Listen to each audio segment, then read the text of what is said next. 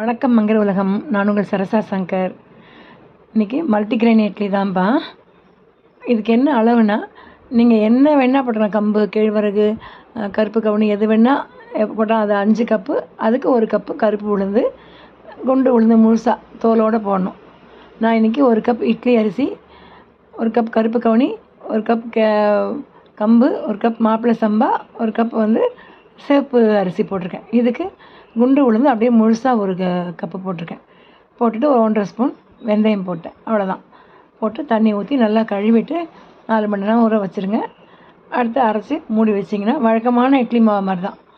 Night அரைச்சி வச்சுருங்க. காலைல எழுந்து இட்லி ஊற்றலாம். அதில் நைஸாக அரைச்சி வச்சுருங்க. நான் இன்றைக்கி அரைச்சி முடிச்சிட்டேன். பார்ப்போம். நாளைக்கு காலையில் இட்லி ஊற்றிட்டு இட்லி எப்படி இருக்குன்னு சூப்பராக இருக்கும். அவங்களுக்கு வீடியோ போடுறேன். வீடியோ பிடிச்சா லைக் பண்ணுங்கள், ஷேர் பண்ணுங்கள், சப்ஸ்கிரைப் பண்ணுங்கள். நீங்களும் ட்ரை பண்ணி பாருங்கள். இந்நாள் இனி நாளாகட்டும்.